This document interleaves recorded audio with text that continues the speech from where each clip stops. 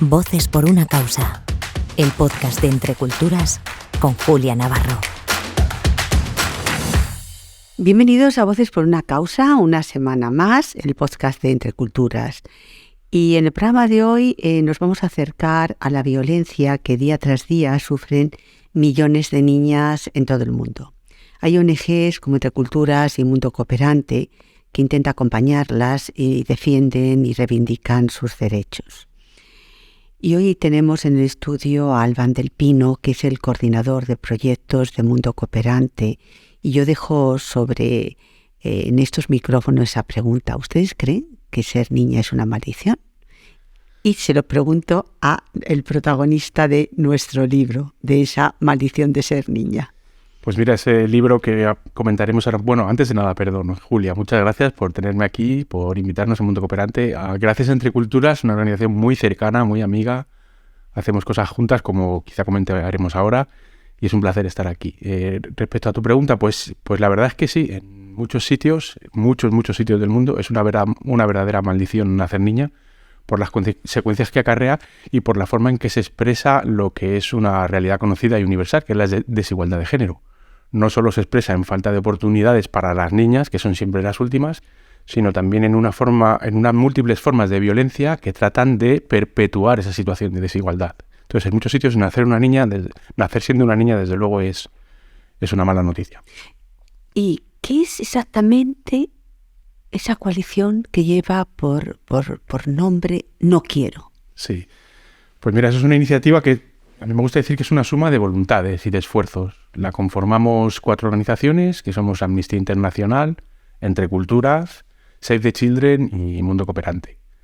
La coalición nació con un objetivo común, ya que compartimos en este ámbito de trabajo de protección de las niñas, y ese objetivo es alzar la voz para defender y exigir, yo diría, que se respeten los derechos de las niñas. Esa es la causa común que nos une y la iniciamos pues con ese objetivo.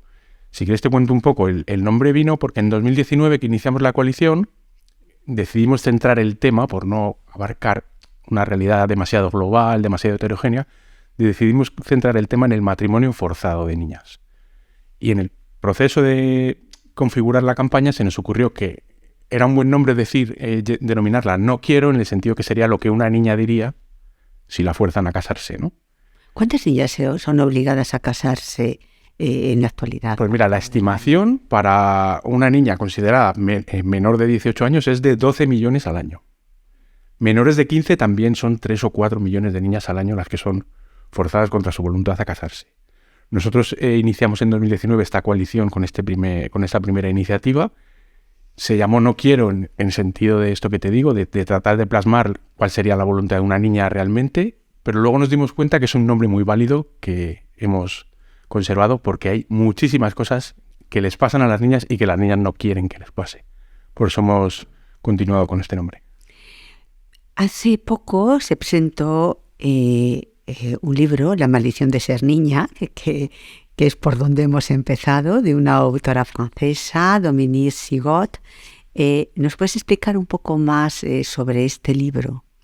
Pues sí, mira, en relación a todo esto que estamos hablando, el año pasado una persona, miembro del Mundo Cooperante, también muy conocida en Entre Culturas, porque llevamos mucho tiempo juntas, nos habló de cómo ocurren estas cosas a veces por casualidad, ¿no? Nos habló de un artículo de una jurista y profesora que se llama María de la Válgoma, en una revista Vida Nueva. Ella escribió un artículo que se llamaba Un lápiz y un cuaderno en relación a un pasaje de este libro. Y hablaba realmente de este libro, de esta autora francesa, y la verdad que nos dejó impresionados porque era justo un poco pues una forma de recopilar todas estas realidades de las que nosotros estamos tratando siempre de hablar.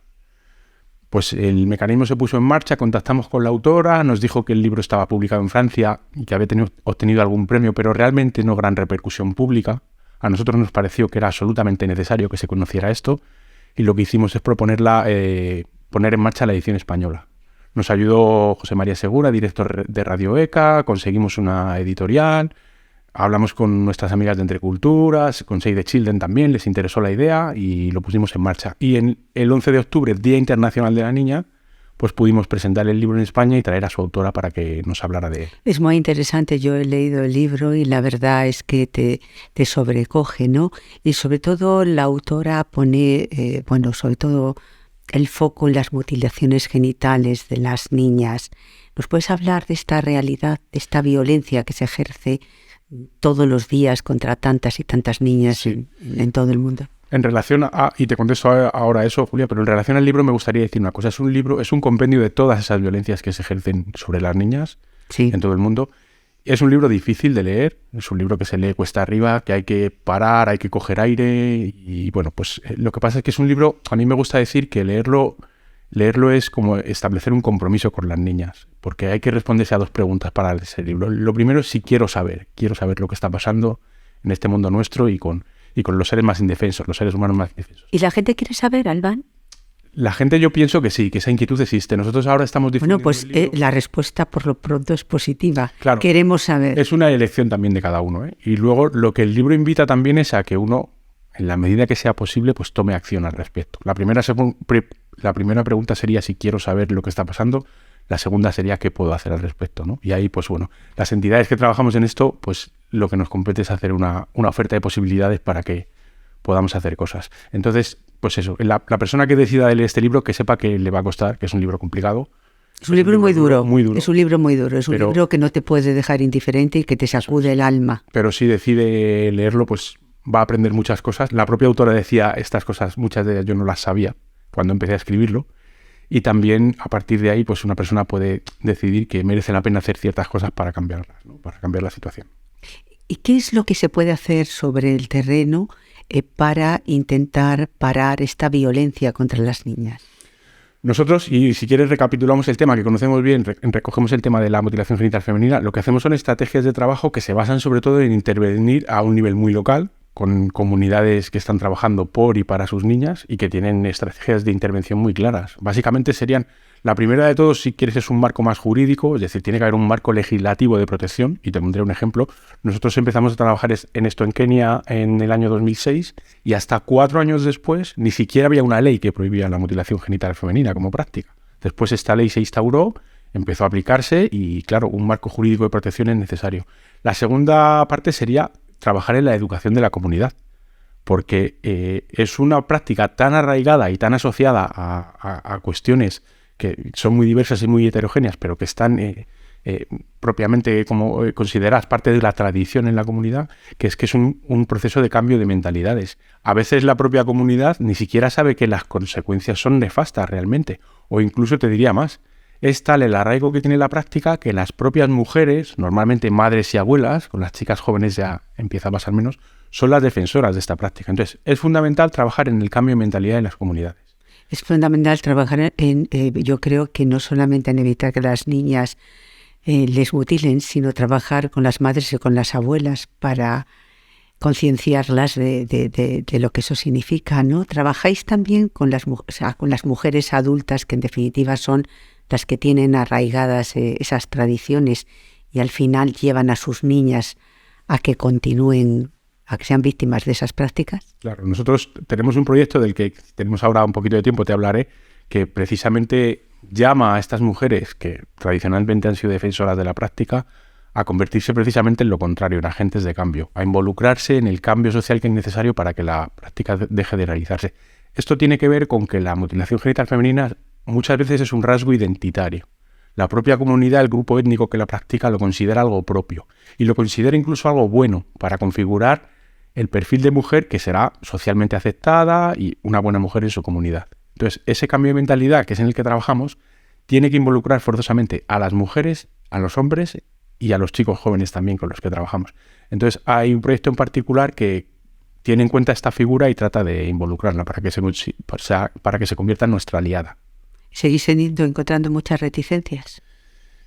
Yo diría que las cosas están cambiando mucho, sobre todo a nivel de los chicos y chicas más jóvenes. La población más conservadora en esto es la población ya más mayor, la que lo ha considerado algo propio y una tradición que hay incluso que preservar.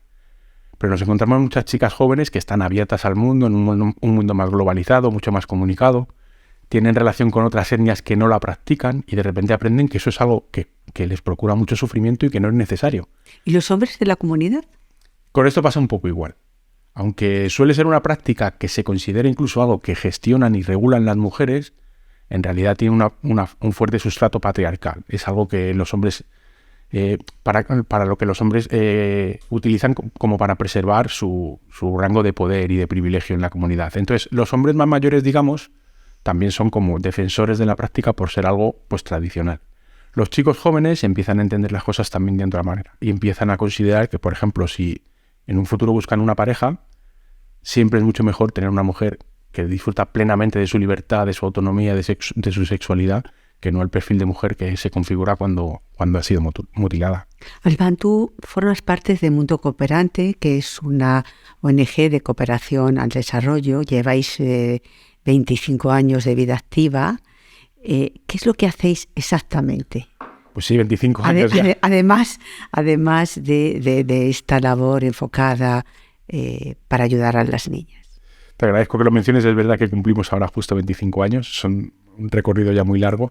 Y nosotros en ese camino, en ese proceso de tantos años, descubrimos algo que yo creo que es muy bueno, y es descubrir qué puedes hacer de forma un poco especializada para realmente ser bueno en ello. Y entonces, si quieres desde un plano de cómo está configurada la estructura o la arquitectura de la cooperación internacional, hay como todos conocemos, unos objetivos que se denominan de desarrollo sostenible, y el número 5 es el que promueve lograr la igualdad de género entre hombres y mujeres y de oportunidades, ¿no? Entonces, dentro de ese objetivo hay una meta, la 5.3, que habla precisamente de erradicar las denominadas prácticas nocivas, que son fundamentalmente la mutilación genital femenina y el matrimonio forzado y temprano de niñas. Mundo Cooperante, desde hace ya muchos años, se dedica específicamente a eso, a ese área de protección de derechos de las niñas y las mujeres. Entonces, digamos que nuestra especialización es trabajar para conseguir o contribuir a que se erradiquen esas prácticas. 3 preguntas. De tu experiencia, ¿con qué te quedas? Esa es la primera, luego van las otras. Sí. Pues mira, lo primero es la suerte y el privilegio de dedicarme a esto, porque uno ve que merece la pena, cada día que se levanta, merece la pena trabajar por y para esto, y hay ciertos logros, bueno, que se circunscriben un poco a nuestra capacidad y a nuestro alcance, pero nosotros hemos visto, por ejemplo, en algo más de 10 años de trabajo en Kenia, como la prevalencia, que es como se mide el impacto que tiene la mutilación genital, la prevalencia estaba en unos índices cuando empezamos y ahora está en la mitad. Eso es algo de lo que nos sentimos parte, ¿no? ¿En qué otros países trabajáis, además de Kenia? Ahora mismo tenemos un despliegue de proyectos por el tipo de proyectos que son chiquititos y muy locales y muy de comunidad, muy de base, y estamos desplegados en algo más de 20 países. Yo diría que 22 exactamente. Dime países. Pues prácticamente todo el África subsahariana, o bueno, en realidad la mitad, pero gran número de países de África subsahariana, y en Asia estamos en Bangladesh, en Pakistán y en India, países muy necesarios para este tipo de trabajo también. Segunda pregunta, ¿qué te ha faltado en todos estos años? ¿Qué has echado en falta?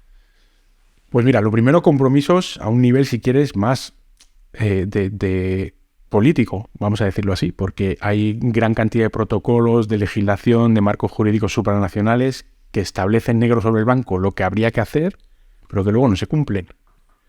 Llegan circunstancias que nadie espera, como la pandemia del COVID, y vemos que la financiación de los programas y los logros alcanzados retroceden 10 años de golpe. En un solo año de parálisis de programas, de financiación y de objetivos a cumplir, todo lo conseguido se retrasa pues una década en los indicadores que hay. Entonces, ese compromiso de las instituciones, de la política nacional y supranacional, tendría que ser más firme, porque desde luego algo tenemos muy claro: nuestra labor merece mucho la pena, pero la realidad estructural de estas desigualdades y de otras muchas como la pobreza y todo esto no la vamos a conseguir entidades sociales. Nosotros estamos expresando voluntades, si quieres, pero los cambios verdaderos tienen que ser más estructurales, más de institución y del ámbito de decisión de la comunidad global, si quieres. ¿La Unión Europea está lo suficientemente implicada o luego a la hora de la verdad menos de lo que desearíamos? Yo creo que la Unión Europea es un buen referente en políticas de promoción del desarrollo humano. Pero no seas muy diplomático, ¿eh? Es mejor de vez en cuando dar una sacudida. Honestamente, mi opinión es que es un referente en comparación, porque las cosas siempre son... Bueno, claro. En comparación es un referente en la promoción de los derechos humanos. Bien es cierto que podría hacer mucho más, y bien es cierto también, como sabemos, que tiene sus propios problemas, y hay veces que parece que se dedica un poco más a ellos que que a cuestiones que a priori estarían un poco más lejos. Y te da la pregunta, ¿cuáles son los retos a corto plazo?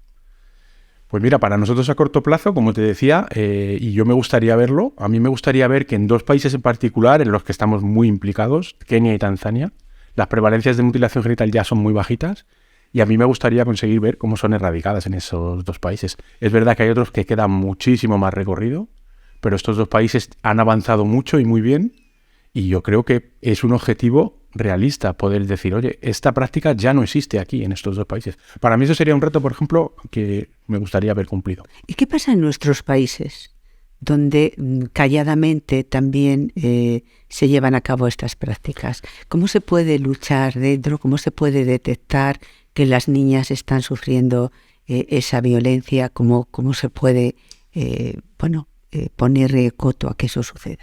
Porque de vez en cuando en los medios de comunicación aparece la noticia de una niña que o bien ha sido enviada al país de origen de sus padres o bien ha sido mutilada aquí directamente. ¿También trabajáis aquí sobre el terreno? Nosotros aquí, nuestro trabajo es en el ámbito de la sensibilización, de dar a conocer esta realidad. Ahora, bien es cierto, porque esta es una realidad que es global, es decir, a veces se tiende a pensar que tiene un origen particular, que es algo ajeno, un poco alejado de nosotros. La mutilación genital femenina tiene origen como práctica en unos 29 países aproximadamente, pero por aquello que se denomina la diáspora, que está asociada a los flujos migratorios, hay estudios que demuestran que está realmente presente en más de 90 países, entre ellos, por supuesto, España. En España hay estudios... Y también el matrimonio infantil. Exactamente. En España hay estudios, por ejemplo, que lo que nos dicen es que se habla de población de riesgo, ¿vale? Y la población de riesgo que configura lógicamente a mujeres y niñas cuyo origen, en cuyo grupo de origen se practica la mutilación genital, es de unas 18.000 niñas y mujeres en España. Escuchándote se pone un poco... Sí. Te estremeces. No quiere decir que la práctica, y de hecho nuestro ordenamiento jurídico lo tiene bien regulado, está en el Código Penal tipificado, y las instituciones sanitarias y de trabajo social están supervisando que esto no ocurra. El verdadero riesgo en realidad está cuando la niña viaja por periodos vacacionales, por ejemplo, a sus países de origen. Ahí es donde realmente existe un alto riesgo de que por aquello de reivindicar la cultura a la que pertenece, la familia en su lugar de origen quiera realizar la práctica. De eso hay que estar muy pendientes y hay que establecer una serie de protocolos que existen para la prevención y tratar de que eso no ocurra. Tú has sido socio fundador de Mundo Cooperante. Además, es licenciado en información y documentación, o sea, eres casi periodista, ¿no? Bueno, cerca. Cerca. Y has trabajado como voluntario. La sociedad ha ido cambiando, ha ido tomando más conciencia de que debe de colaborar con las ONGs para intentar cambiar las cosas. Yo sí te puedo decir que siempre, estando atentos un poco a qué se opina de nuestra labor, siempre hemos estado, en general, las entidades, las organizaciones sociales, cada una en su ámbito, siempre hemos tenido una buena valoración por la ciudadanía. Dentro de, ¿no?, cuando se hacen encuestas y demás, el Eurobarómetro, en fin, una serie de indicadores nos dicen que estamos bien valorados. La gente va tomando conciencia también de estas realidades, porque nosotros somos los primeros que sabemos que de estas cosas muchas veces nadie había oído hablar. Y hoy en día, pues por lo menos a mucha gente le suena y hay mucha gente interesada y más informada sobre esto. Entonces yo diría que sí avanzamos en esto.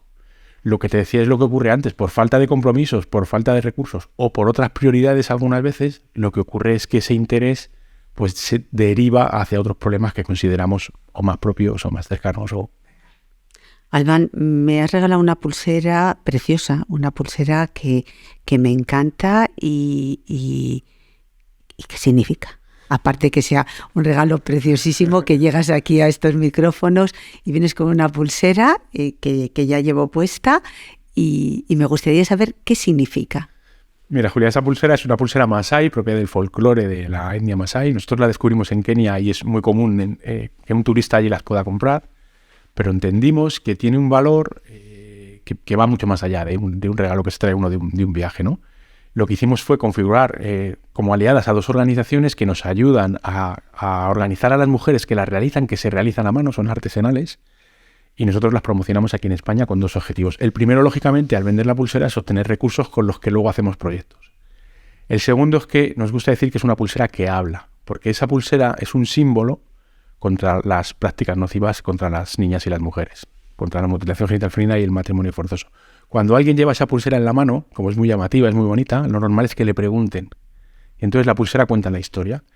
Llevamos 10 años nada menos con este proyecto y no hace nada más que crecer, consolidarse y nos da muchas alegrías, porque es un proyecto muy cerrado. Nos da recursos para pagar a las mujeres que se dedicaban a hacerlas vendiéndolas al turista por el precio que fuera. Nosotros tenemos un precio cerrado mucho mejor. ¿De cuánto? ¿Cuánto cuesta? Pagamos a cada mujer productora 2 euros. La pulsera cuesta 5 euros. A cada mujer productora 2 euros. Yo he podido comprarlas allí, ya sabes cómo se configura lo del turismo, ¿no? Por el precio que obtengas y demás, las he podido conseguir a 40 céntimos, a 50 céntimos. Nosotros pagamos 2 euros a cada mujer productora. Algunas de ellas, por cierto, han sido previamente mutiladoras, practicaban la mutilación genital femenina, porque para ellas es una fuente de ingresos también.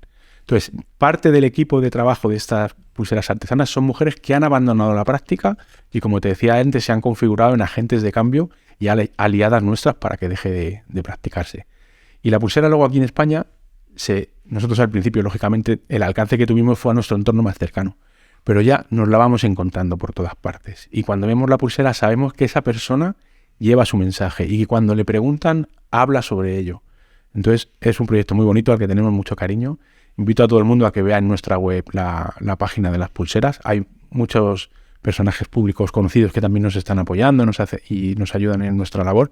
Y es un proyecto que queremos mucho, o lo que sea. Pues ojalá este podcast sirva para ensanchar un poco más ese espacio en el que las personas que nos escuchan, si no han tomado conciencia o si no eran conscientes de esta gran tragedia, pues abramos un poco más los ojos y nos comprometamos más en intentar parar esta violencia contra las niñas y que ser niña deje de ser una maldición. Sí, ojalá que sea así. En todos los lugares del mundo. Muchas gracias, Albán, por acercarte hoy al estudio, por contarnos todo el trabajo que estáis haciendo, y gracias a todos ustedes por escucharnos y acompañarnos una semana más. Hasta la semana que viene. Voces por una causa. El podcast de Entre Culturas con Julia Navarro.